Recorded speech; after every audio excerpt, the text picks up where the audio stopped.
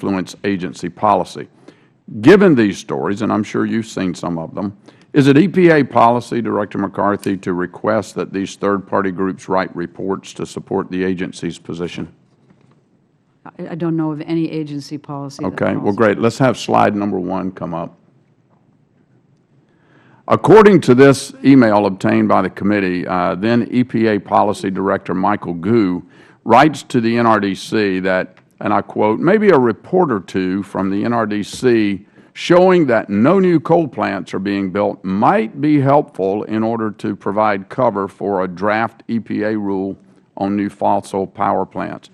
Are you surprised that the EPA Policy Director, I mean, this is a pretty high position, requested that the NRDC draft a report related to an EPA rule? You ever seen that before? No, I haven't seen that. Okay. So does it surprise you that the Policy Director would ask an outside group to do something like that? Well, I assume he's had communication. Well, would you take that and get back to us about how that conflicts with if it's not your policy, if it's not the EPA's policy to do that? Well, you asked did he violate your policy that told people to do that? Yeah, right.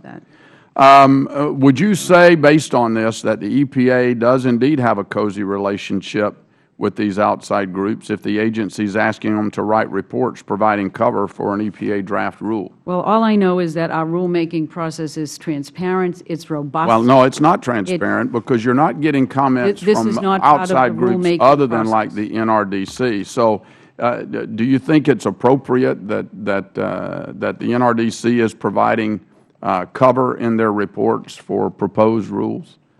I think it's appropriate that EPA continue to do rulemaking the way it does. Well, I understand that your job is to do rulemaking. The question is how transparent and how independent is it really?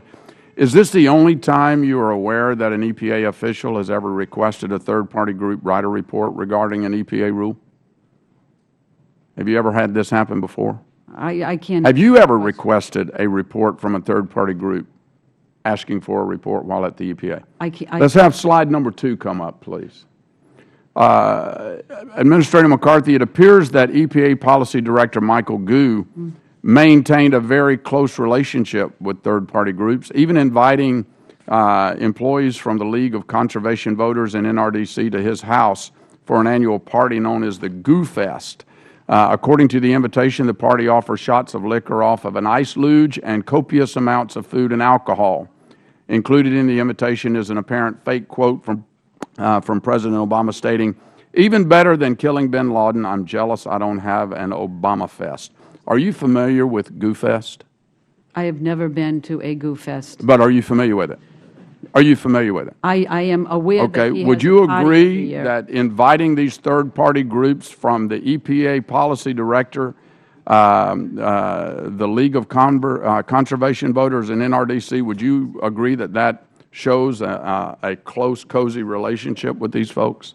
And do you think it's appropriate for someone that's responsible for directing EPA's policy to host a party that includes attendees attempting to influence the agency's parties? I would agree that Michael Gu knows a lot of people and No, do you agree that it's appropriate? I have no reason to believe that this was about influencing rulemaking. Really? nor is there any let's go to slide number 3. Let's go to slide number 3.